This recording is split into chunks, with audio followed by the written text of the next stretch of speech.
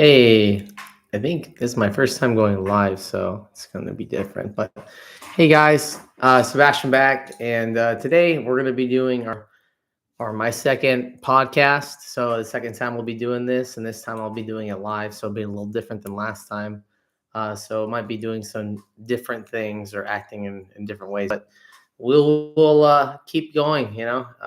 Anyways, so last time, just to summarize it, mainly talked about how I kind of got to where I am, the position that I am, a little bit about my background, a little bit of things that I've been through, and kind of what got me to be in this position that I am today. So what I'd like to do is I'm gonna talk a little bit about my my background and like what my beliefs are, what my insights are with therapy, and kind of like a little more about my therapy, and then I want to talk about how I kind of got to the position that I'm in with my thoughts on therapy and kind of the things that influenced me to get to where I am and today and how I operate. So a couple things when it comes to my beliefs with therapy. My big thing with therapy is that I'm a firm believer that our job is to help people discover themselves better, to understand how they've been influenced by their development quite significantly. And the therapy in child development, we talk a lot about the first 5 years of development, right? And how much of an influence these years can have on people.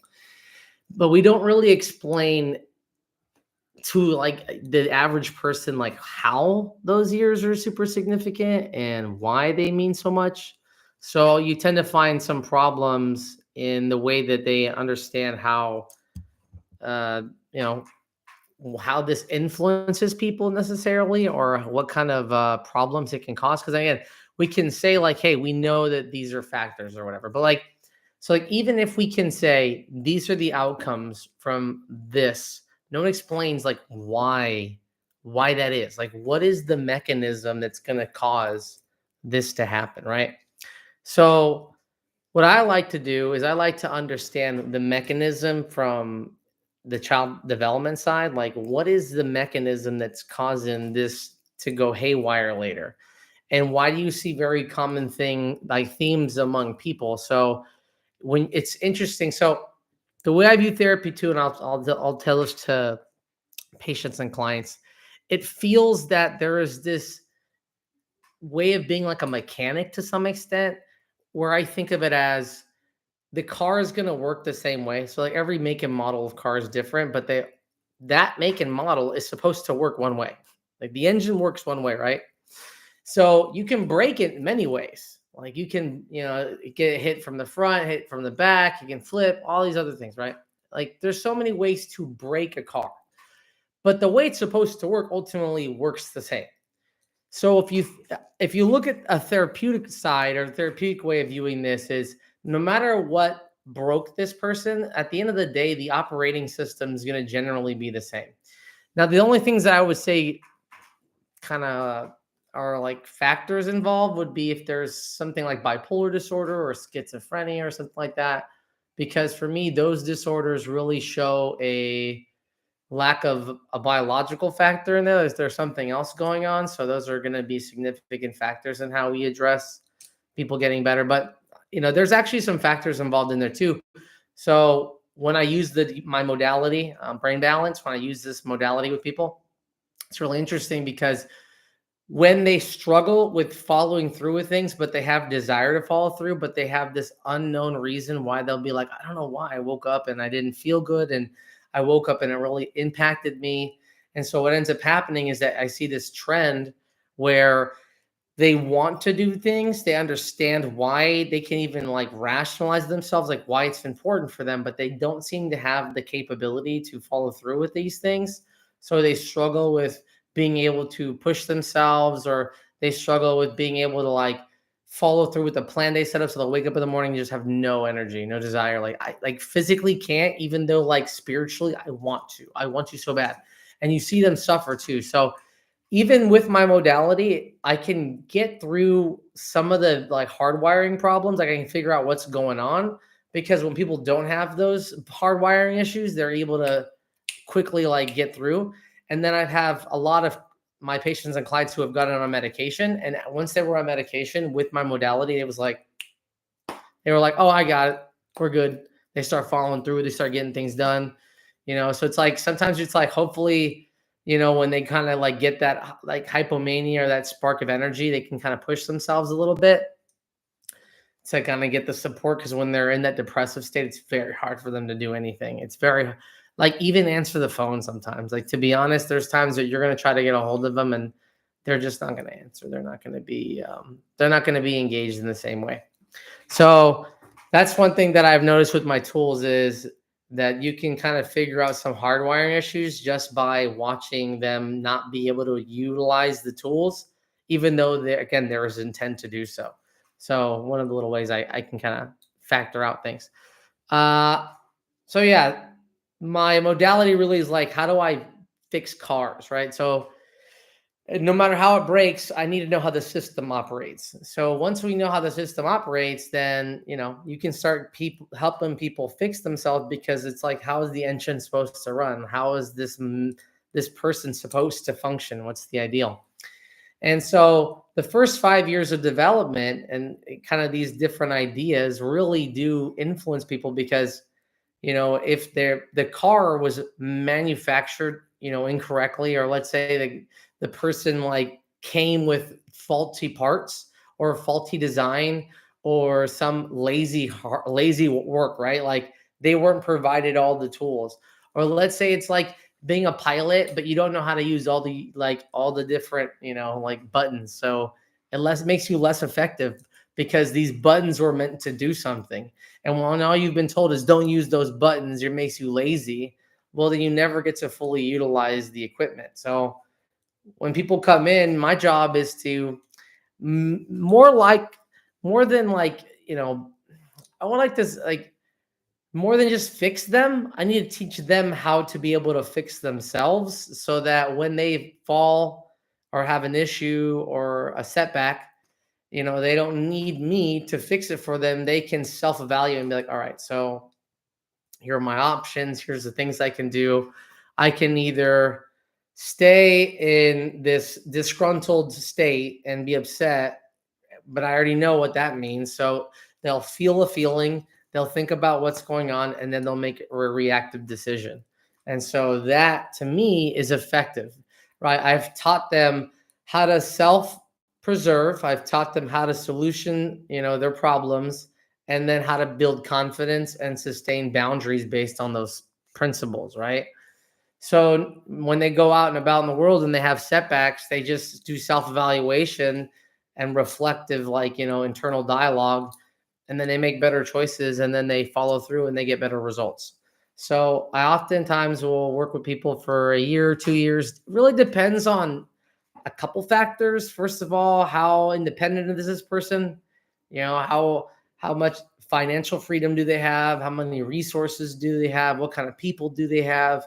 So if people have a lot of resources and generally a good support system, they don't really need me as long as people that don't have any support system. So a lot of times what you end up seeing is people that maybe are moving or in a transitional state in their life, or they're working a lot of jobs, so they're struggling at creating a support system right now, because really all they have is employment and maybe a little bit of fun on the side. So some of the factors that I see affect the ability to get through therapy more efficiently is definitely a support system. Without proper support, people are just going to struggle without support.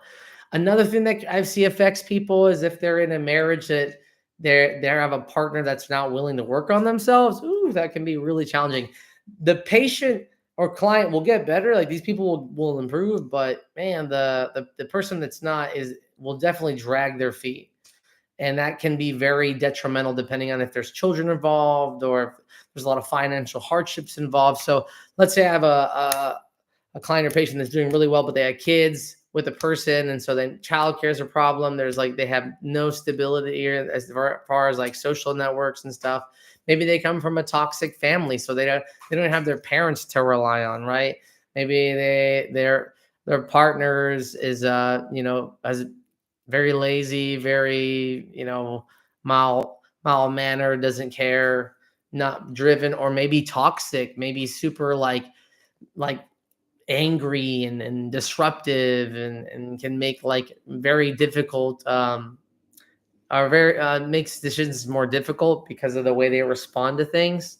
So there's a lot of things that can come up that will cause issues in people that could delay their services. Sometimes too, insurance ends, so that's really lame. It's not really the person. I mean, here's one of the things I think is really dumb about the system as a total. Let's say you're working with somebody and they're at a dead end job. Okay. They're like, I want to get better. And they're like, this job is not helping me, which is totally valid, right? Like a total valid reason why somebody want to, wouldn't feel like they're able to grow. But because they leave, they lose their insurance. So now they're in this weird limbo state where to have self improvement, you have to lose one of the things that's helping you self improve. So it's one of the downsides to having the system. Also, people aging out of insurance, right? That can be hard when they're under their parents' insurance and they're in a transitional state, and again, like lose insurance. So that's a problem. Obviously, when people move out of state, that makes it difficult because then you can't work with them, even though, like, let's say they're going to college or something, doing something really good for themselves. They're gonna have to, change the process, change people. So that could be difficult. But I mean, that one's more understanding because that's more of a law thing. The ones that suck are like insurance stuff. Like insurance stuff in general just sucks. I mean, when you're having to work around a system that doesn't encourage people to grow, it's very awkward. It's like, oh, you want care? Suffer. Okay, now you get care.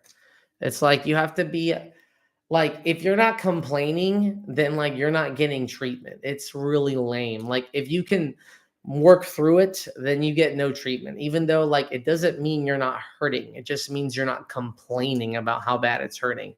I feel that's probably one of the biggest things that I get frustrated with the health system in general is like it's really dependent on suffering. Like if you're not suffering and complaining about suffering, then you get no help.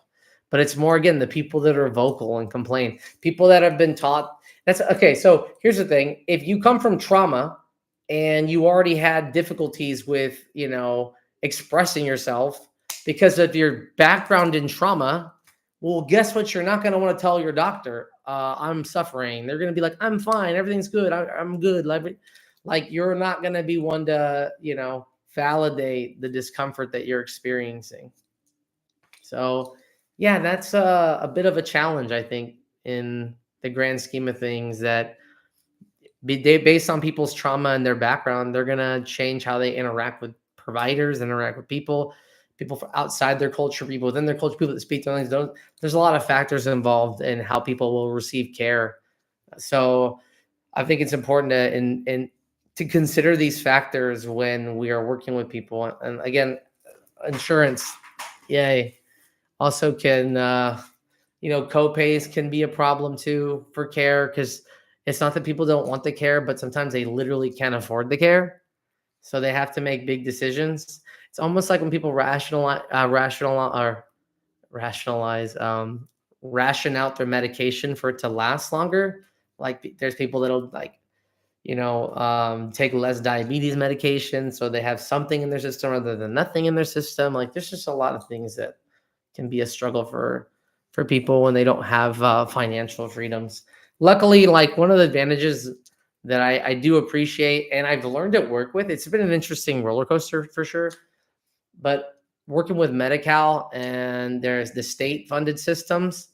So the pro is there's a lot of people that are equally, kind of on the same playing field. You could think about it in one way, even though there are differences in their insurance. The fact that Medi-Cal, covers such a variety of people, there's a lot of access to care in that sense. Like there's always people coming into the flow, and it does give you a lot more liberty and freedom on how to provide care.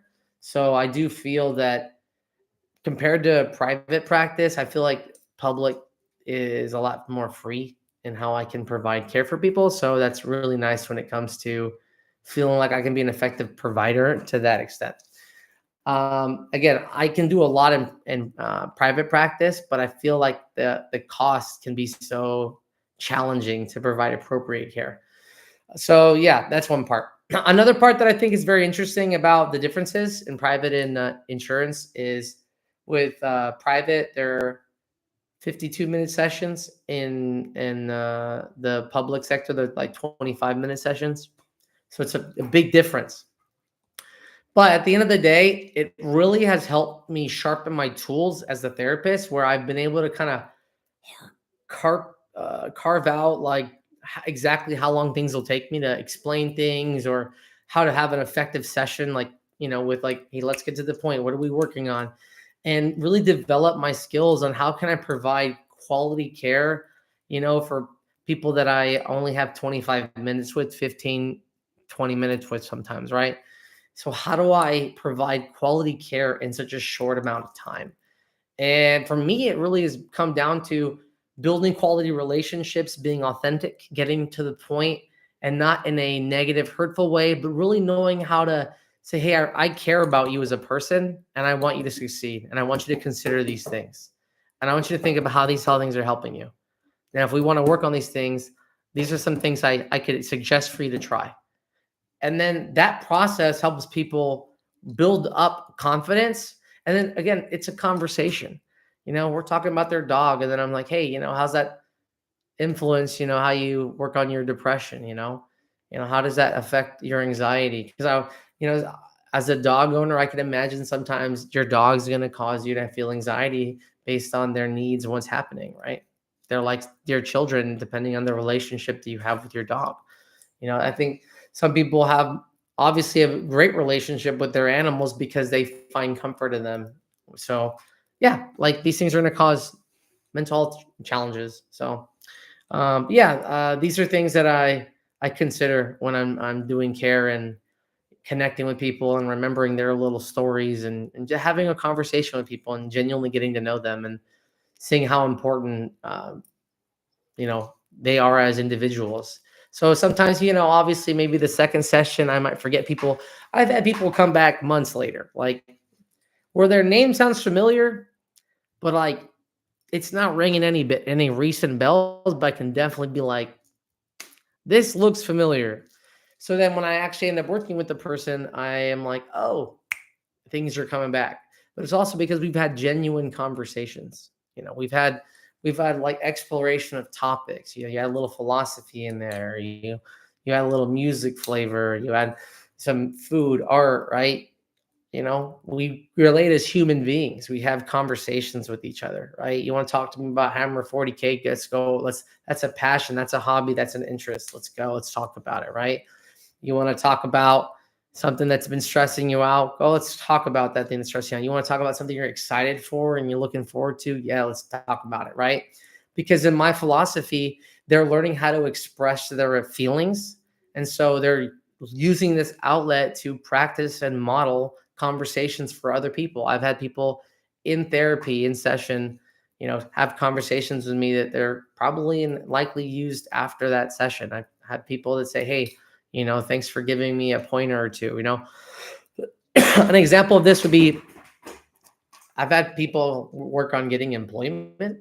And so one of the things that I'll explain to them, I'll say, hey, why don't you try, hey, how can I earn, that position? Or how can I earn a raise? Or, you know, uh, I'm considering taking the couple days off in like 2 months. So how can I prepare for those days off? Right. So like you're not avoiding, but you're also being direct, but not overly direct. And so you're able to come at them with like a balanced perspective. And that makes them want to respond also in like a more thoughtful way too, which like, hey, let me think about that, or let me come back at you.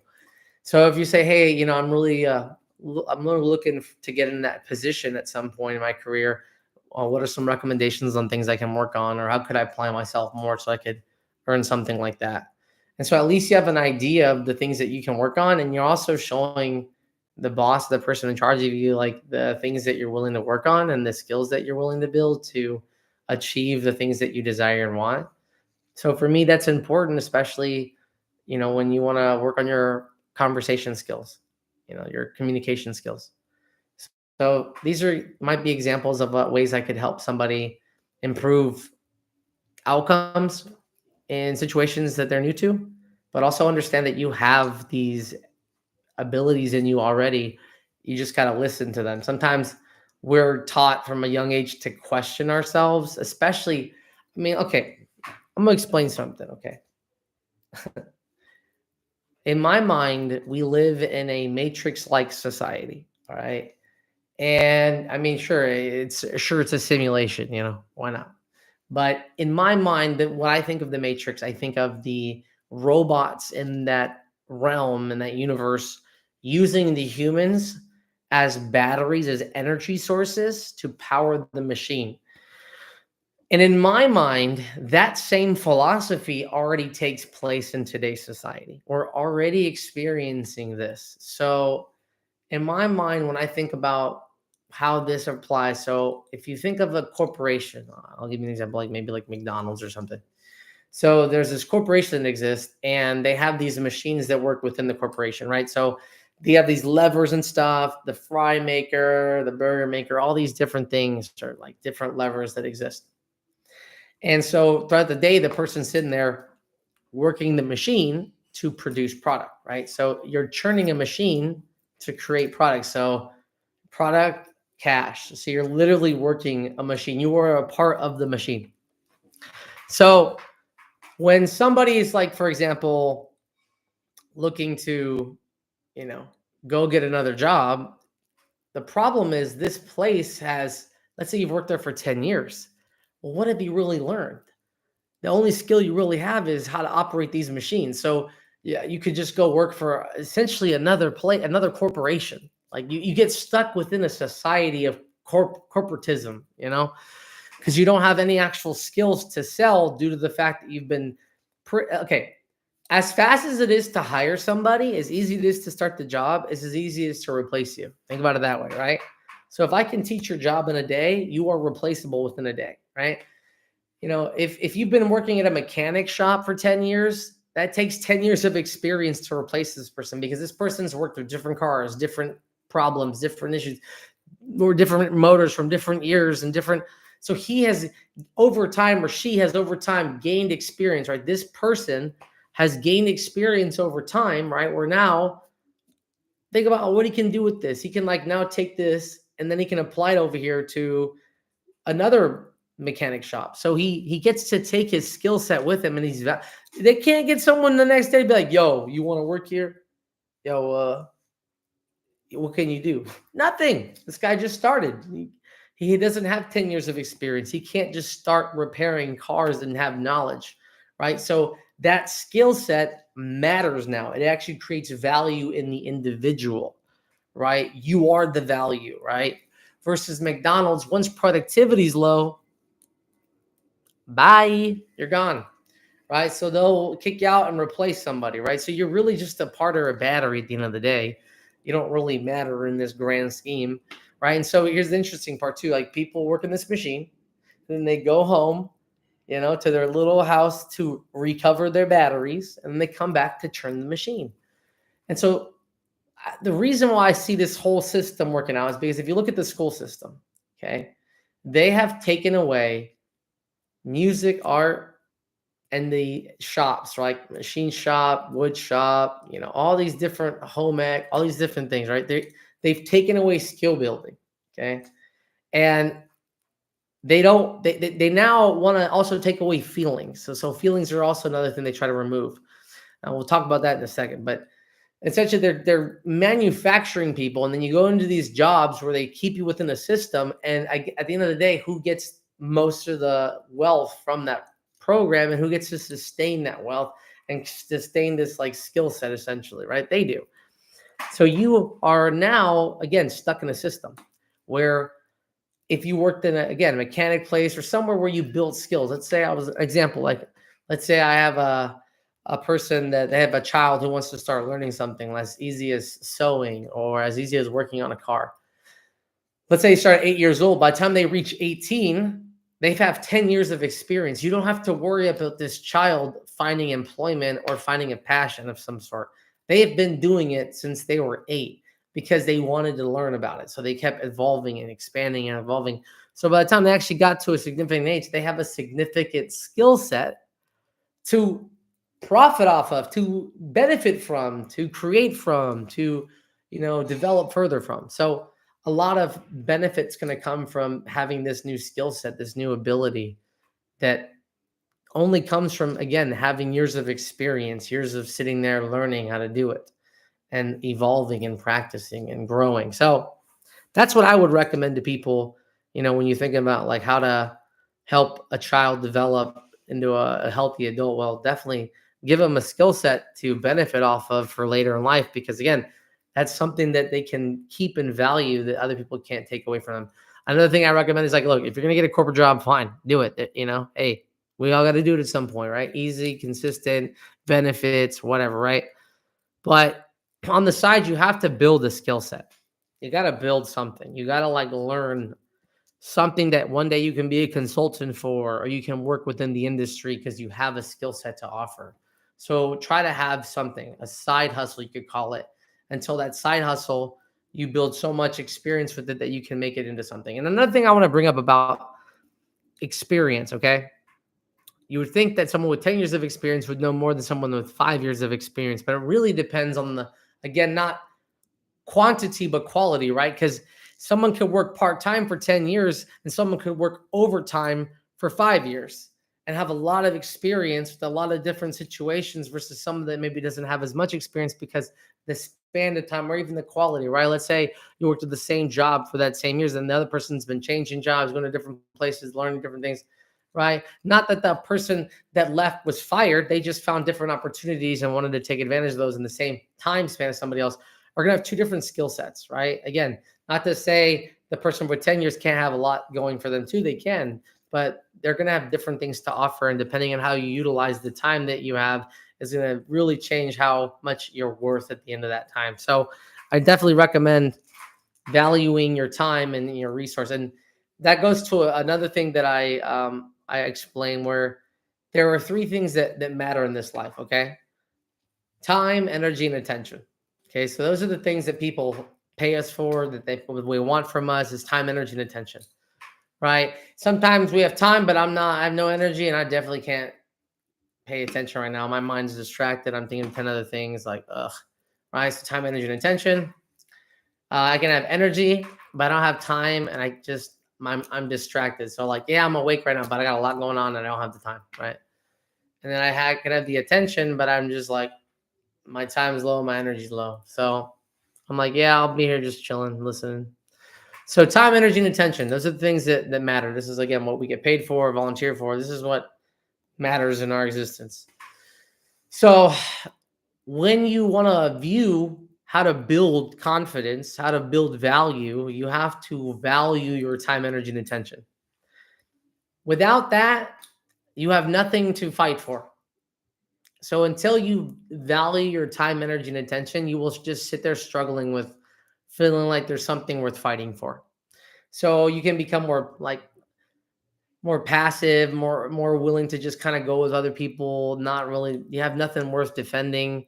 Yeah, it's just hard to stand up for yourself, or hard to feel value, or hard to feel like your voice matters if you don't sit there and invest in yourself. So time, energy, and attention are really important for when you want to build confidence in yourself. Is taking that, instead of giving it away to people, you start taking it and you start building upon yourself. So you start working on your independence. You start working on your future.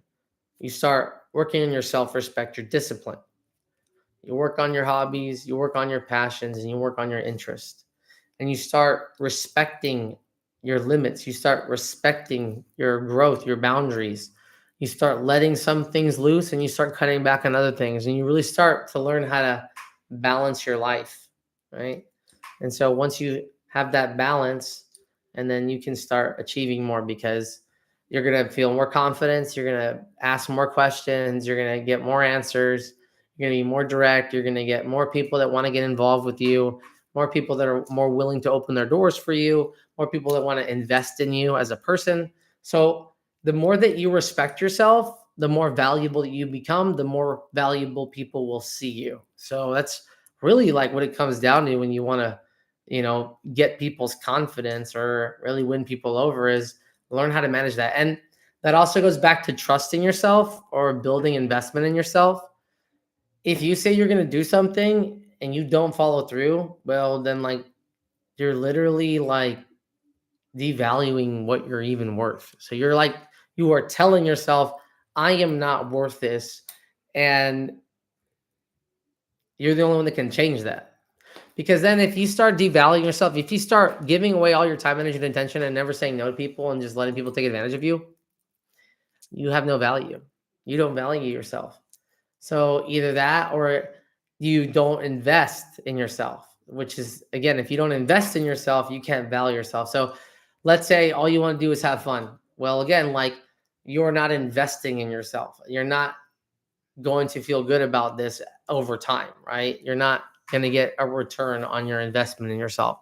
So if you're not going to the gym, you're not getting promotions at work or, developing yourself, getting experience to, grow your business or grow your identity, you're going to stagnate and then you're going to feel that effect of that stagnation. So it's really important, to build that up. And as someone, as a guy, what it really is important for me is that I need to invest in myself, because at the end of the day, that's how I build my self-worth around people.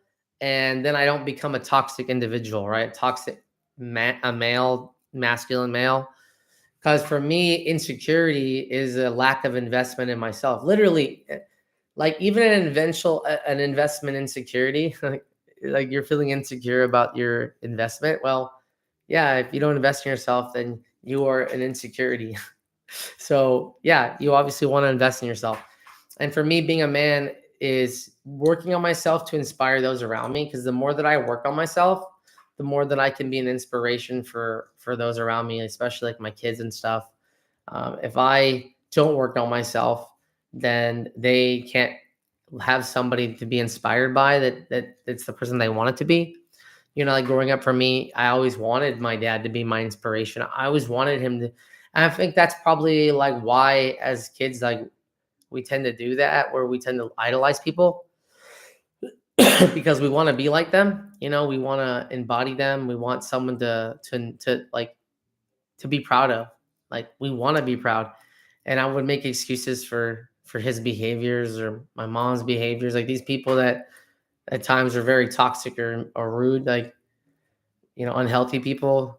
At the end of the day, like I wanted to inspire them. I wanted to make them proud, and I wanted them to be people I could be proud of, right? So I always should be like, oh, they do this or they do that or they do this, even though there's all this other stuff that was like, that's terrible. But at the end of the day, like I wanted so bad to see inspiration in them, to like find whatever I could to be like, I want to be like them. But then, you get to an age that, that changes, and the people that inspire you change. And, even at some point, like the people that you look for inspiration, you start to realize, at that time, you see flaws. And maybe now what I see is being a human, not understanding what their capabilities were. But yeah, it sucks when you don't have a role model, you don't have somebody to inspire you, look forward to. You have to create that for yourself. So I had to create that for myself, and I had to become the person that I needed myself to be. But yeah, we want role models, and as a male, I want to be the role model for my children, role model for my girlfriend or anybody else that I would have in my life, and my mom, my grandma, anybody. I'd want to be an inspiration for these people, and the way I would do that is obviously by investing in myself and working on myself. So the more that I do, investment in self and self-worth growth, then they can be inspired to be like me too. And that's what to me defines being a healthy masculine male versus a toxic male, is that a masculine male simply does because that's what his drive is to do, is to just be good. Like he's like not doing it for clout. It's just doing it because to me it's what feels most natural. It's what feels most right.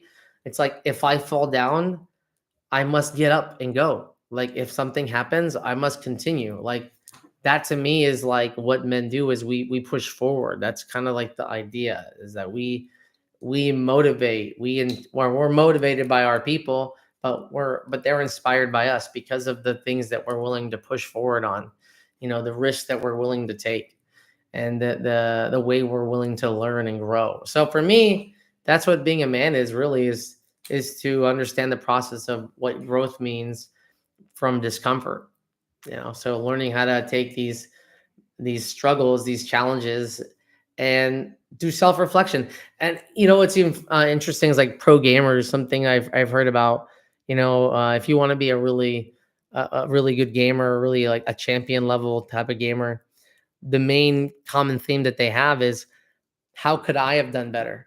One difference that you'll see in people that are not succeeding in gaming, like when they're trying to rank up, is that they're not actively trying to rank up, in a way where they value, like, what did I do wrong? How could I have improved? And when they don't self-reflect and they blame others, then they take away responsibility for self-development, and they don't grow. So they don't practice harder. They don't like sit there and calculate and consider, like, how could I have been a better partner? Like, what could I have changed? They don't go back and rewatch their videos. They don't self-analyze. They don't see how to improve their game. And so that's why they stay stuck, because in that victim mentality, they can easily scapegoat and just blame other people. And then they don't self-develop, and they don't become better at their game, or better at their goals.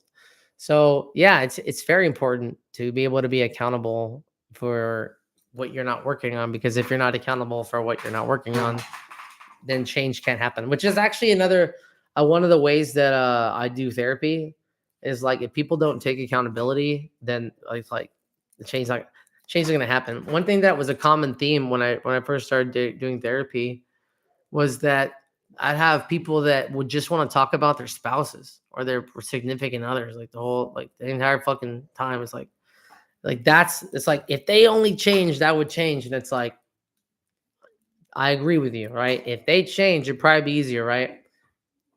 Now let's focus on what you can do, right? So that's why a lot of my therapy style goes back to just like having people focus on what they can do and what they can change, because at the end of the day, like, you're not gonna be able to change, like, other people in the same. And what I've actually found, so okay, now I know something else, that it's not that you can't change people, but you definitely will influence them. That is 100% what's going to happen.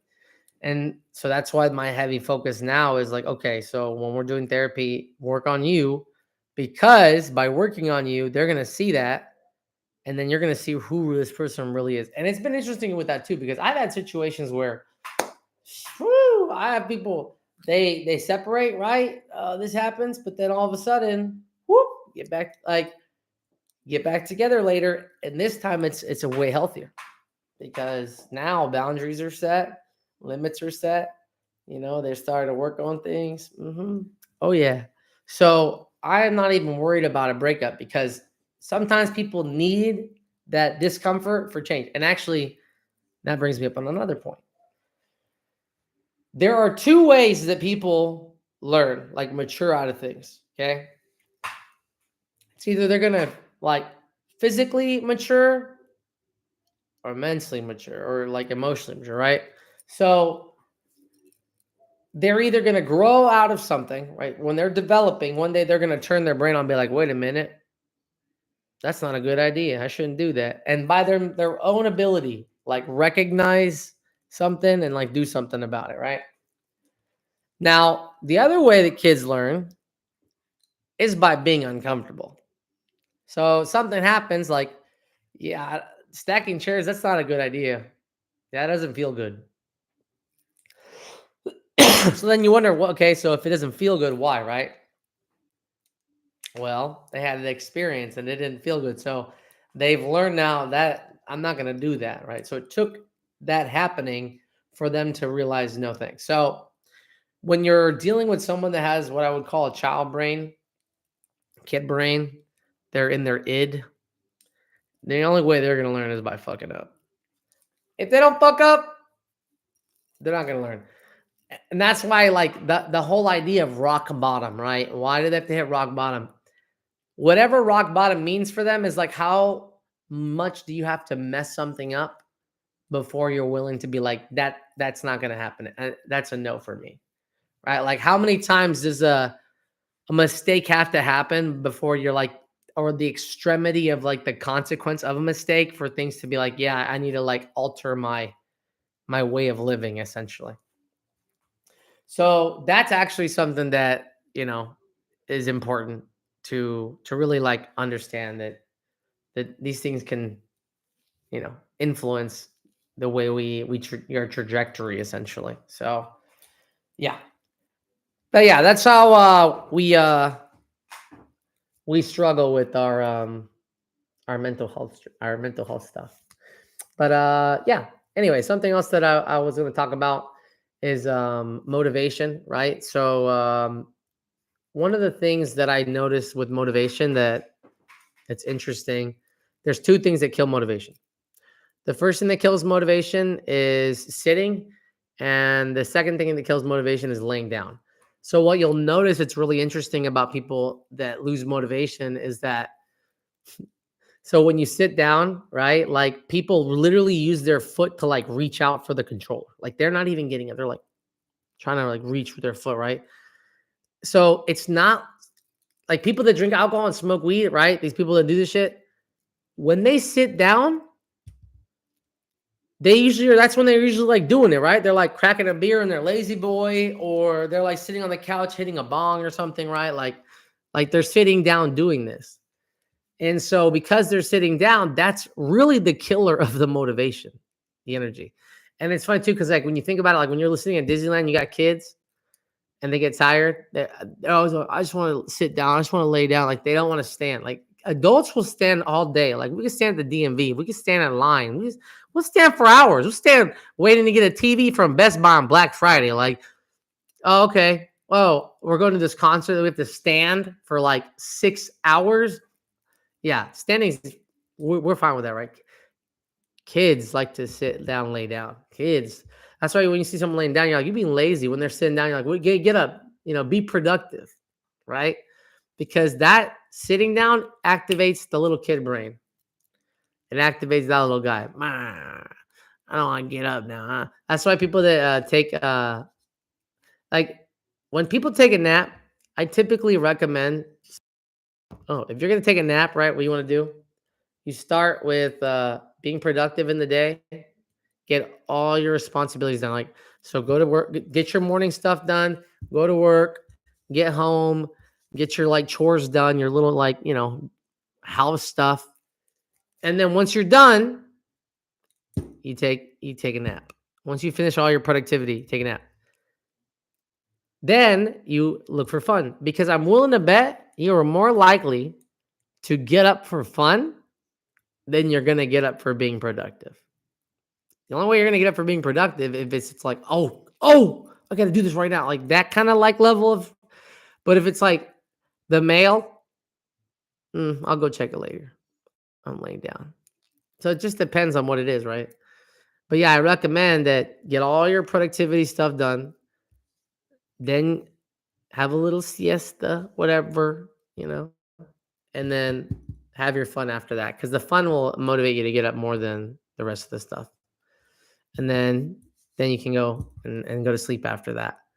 But yeah, if you're gonna lay down, it's fine. If you're gonna do fun, because look, if you want to lay down and you want to cut into your fun, fine, cut into your fun. It's okay. You needed it. Maybe you'll stay up later. You're like, I went to bed early. Like I took a nap, so I'll stay up like an hour later. Like whatever. Like your body, you know what you can, figure out. You know what you're capable of. Like do what you gotta do.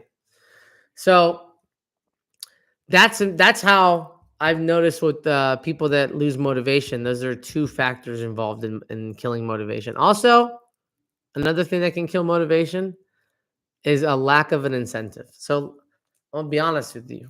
All right, guys, listen to this. We all want something. That's just how we work. We are incentive driven creatures. Okay. Like we look for stimulation. We want reward. Kids literally always tell you, what do I get? But what do I get? That's just how we work. All right. A guy goes out on a date. What do I get? I mean, it's just how, like, that's how it works. You know, you go to a job, you work out overtime. What do I get? What do I get? It's just human nature, right? Now, maybe the what do I get is the satisfaction of doing it. Okay, fine, whatever.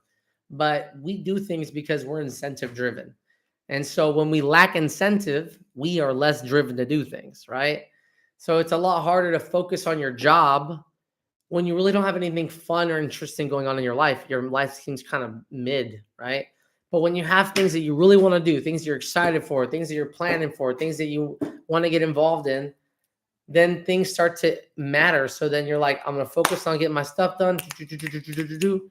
And I'm going to go over here and then I'm going to have some fun and really invest and engage in the fun. So, like, when you actually go out, you go all out. We're here to enjoy it. One rule that I have: when you go somewhere, instead of looking at who's there, you look at, how am I going to enjoy this place? What am I going to do to enjoy this place?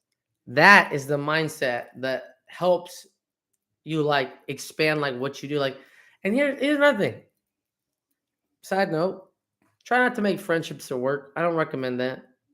I mean, if you have a lot of things in common and you would already be, this would be somebody that, like, you probably would have found in nature out there. That's different than if you know, are making friends at work, because what feels like a friendship is actually what we need to be in productive land, right? So friendships are based on fun, right? Like, hey, what up? Da, da, da, da, da. At work, we want to be focusing on being productive, right? Because the second we take away our focus on productivity, anxiety slowly is going to start creeping up. That's why anytime you're not getting stuff done, you start feeling some kind of pressure inside of you, like, I'm not getting stuff done. Yeah, because that's a self-reflection of, like, your lack of, like, sustainability. So it's important for you to work on, building up your like confidence and your productivity, so that you can, push away that struggle. Because if you don't work on your productivity, you're gonna fall behind. That's right. So we want to make sure that we're being consistent and being productive, having fun, and relaxing, so that we can stay within that balance. Because again, once that imbalance starts to hit, we're going down. So we need incentives. All right, incentives is important. So have the thing that you like to do, so you get to the stuff that you don't want to do. Right, and think of it this way: like, you will eat a whole meal, you'll eat a whole plate just to get to that cake. Think of the plate as your chore, like the thing you have to eat. You have to eat your greens. You have to eat your broccoli. You have to eat your chicken. You have to eat these things before you can have the dessert, because this is what you need and that's what you can have after. So we are teaching ourselves to appreciate the food, right? And the dessert. We can still enjoy the food. We can still enjoy work. We can still enjoy what we do there, right? It's not that I can't talk to people at work and enjoy them, right? But my main focus should not be the friendship. It should always just go back to, I'm here to do my job. I'm here to get things done. I'm here to be productive. I'm here to focus, so that when I finally get my time off, I'm done. I am enjoying my time off. So it makes me a really good worker, and it makes me really good, fun. I don't know, enjoyer, dad over here. And another way to kind of think about it is like, father goes to work and dad is at home, right? That doesn't mean father doesn't take care of stuff at home. And it doesn't mean dad can't be dad at work too. Like, hey, what's up, guys? What you guys doing? Okay. Right. If I'm checking up on them or whatever, I got a 10-minute break, an hour break or whatever, or, I have it's a little bit of time to squeeze them for, hey, how you guys doing? Right. So I can still be dad. Right. But again, that's not the focus. The focus is to be father when I need to be and dad when I need to be. Right. Be both. Right. What does father mean? Well, I'm the responsible one. I think about outcomes. I have to make sure that everyone's taken care of in their security and consistency in their life. And dad knows how to have a good time. Dad knows how to be silly. Dad knows how to listen, and get down on your level and enjoy life, and teach you how to enjoy life too, right? Dad makes jokes with you and dances with you, and eats ice cream with you. Father makes sure that the electricity's on. Father makes sure that you guys have clothes. Father makes sure that there's food on the table. Father ensures that everyone signed up for school and everyone has their medical needs met. So father has to take care of responsibilities. Father has to also be the disciplinarian and say, hey, what you did there, hey, that's not okay, and we can't keep doing that. Okay, I need you to work on that, right? So father's important just as much as dad is, right? And so again, these are the different dualities that exist within us. So one's the productive one and one's the fun one, right? But they both have to what? Rest. That's a crucial part in the equation is rest. Oh, and one thing that's I've been thinking about lately is the dreams. Like a lot of people don't know about the different dream states. So there's like two dream states that we typically float between, and one of them is called lucid dreaming, and one of them is called REM sleep. Now, lucid dreaming is this dream state where like you're flying in the sky, talking to a bald eagle, like you're dressed as a clown. It's just weird, and yet you're not questioning it, but like you're just kind of going with the flow. So whatever, right? And this dream state's like just kind of for your brain to kind of relax and just kind of go through the flow, right? The other dream states is really important. It's called REM sleep. And REM sleep is, your eyes moving back and forth. So it's like the rapid eye movement kind of sleep. And what we've realized about REM sleep is this is your nightmare state. So when people are having nightmares, it's actually them reliving like a scenario or creating a scenario that they have like an anxiety provoking experience towards. And then it's like conditioning you and training you for that experience to happen in real life. So let's say you're a kid and you're scared of animals or dogs or monsters. Well, you're going to dream about that because that's what your brain fears. So it's preparing you for if this thing ever came to be, you'd be able to, kind of combat it, right? As you get older, your nightmares change, so maybe it's not having any friends, not getting into college, losing your job, not getting married, dying alone, right? Like, just as you age, the thing that worries you or stresses you out is the thing you're going to start dreaming about and having experiences about. So there's like a correlation with how your dream goes with what you're experiencing.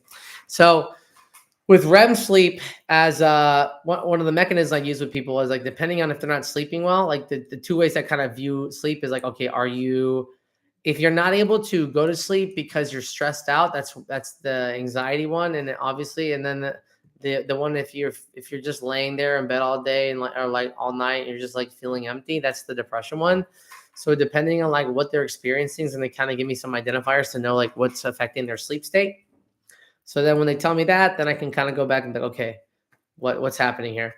And then we'll find out like maybe they're having nightmares. And so these nightmares is what's actually causing them to have these deficits. So once we work on like, okay, let's address these things, these like subconscious things that you're experiencing, because again, they'll be related to things. Like someone might have a dream where like they're alone or whatever, right? And it's because they have a feeling that their partner's cheating on them or something, right? So then they keep going through this, or maybe it's like losing a job or something. So they keep going through this process of like, oh, this happened to me. It's because they got feedback at work and there was this comment and this happened. Da, da, da. And so there's like all these like factors in life that are causing like some kind of deficit, and it's being translated into their dream. And what's interesting about dreams is that you can't hide from your true fears, like your true like discomforts. You can't hide from them as much as you'd like to run away. Those are going to be there. So yeah, good luck. And so that's why the dream state's really important, because it really gives you some kind of like identifying factors on like what's happening to the mind when we're sleeping. So another thing about REM sleep that's interesting is like the people will like relive the same memory over and over again. And sometimes it's like they're like if they have like a veteran of PTSD, they'll keep reliving the same event over and over again. And so we've learned one of the ways I work on these deficits or these discomforts is that we start to learn how to heal, like recognize the feeling and then provide an alleviation for this behavior. So we start changing the mechanism of how they understand guilt, how they understand the process, and how they alleviate these buildups. Because a lot of times, again, it's like they've been conditioned to suppress emotions. So, and really, what are they struggling with? Like emotions. They get overly emotional, and it's because they're not being taught to like recognize this reaction and then what's the behavior to like correct it, right? And so we need to teach, like, okay, here's a feeling behavior, here's a feeling behavior, and a behavior that's going to alleviate the feeling, not suppress it. A lot of times they'll suppress, or they try to fight it, they try to ignore it, instead of understand how to work with it, work with this reactive system.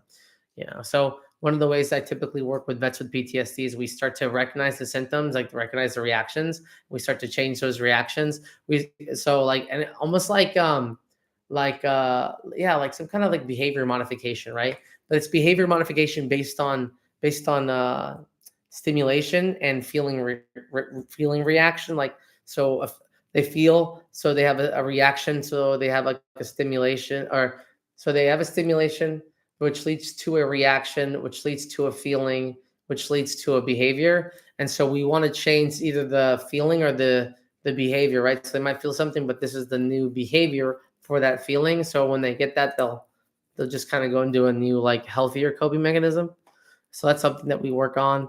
We also work on having more life balance. Something I've noticed with people is that when they're in a parallel emotional state as a previous time, what'll end up happening is that they'll start experiencing similar thought patterns or feelings as they were like when similar events happen, which makes sense, right? It's like, man, this feels like a familiar state, or this feels like a familiar place, or this feels like something I've been through before. And because they have this sense of familiarity, like that already is going to influence how they interact, right? Or how they engage. So that familiarity is like what reminds them of that state. Like, oh my God, this is like almost like a trigger. It's like they're going back to a state where they've been previously. So that's some way that I know that, once they get back into a healthy routine, back into being self-loving, self-aware, and they motivate themselves, and they just have like a good system within their own operation, a lot of these deficits will start to kind of dissipate over time. So they'll gain a lot more regulation, and then the triggers aren't as impactful anymore. And I would say there's very few people, like, after therapy. I don't think a lot of them report triggers after that. So that, or at least if they do, it's definitely not to the degree of, like, you know uh losing their ability to, like, regulate it all, or like losing their mind essentially. So typically people tend to be able to do better with trauma, especially after we work in treatment. So yeah. Yeah. So those are some of the topics that I wanted to explore with you guys today. Like I said, every couple weeks I'll be coming back. Every 2 weeks I'll come back and do a podcast and talk about different topics that come up. I just want to try to give you guys all the information that I have, that I've come up with, all my little quirky belief systems, my philosophies, my theories in life, and just have an unfiltered place to come share my thoughts, share my perspectives, share the things that I've learned, like learned, or just came to understand. That's kind of how I view learning, is that these patterns existed, these theories existed, these things already existed. I just find connections.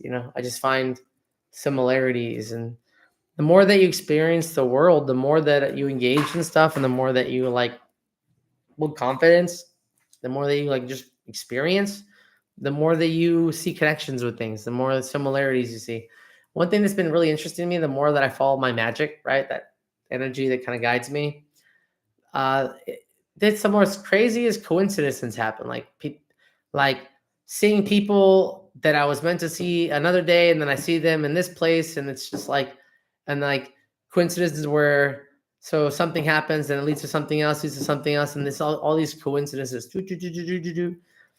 have just led to the most wonderful, crazy adventures that I've ever experienced, and coincidences that I can't explain, but man, sure do feel interesting and amazing. So it's just, I want to create a space where we can philosophize about the world, and you know explore topics, and look beyond just like the current stuff that's happening.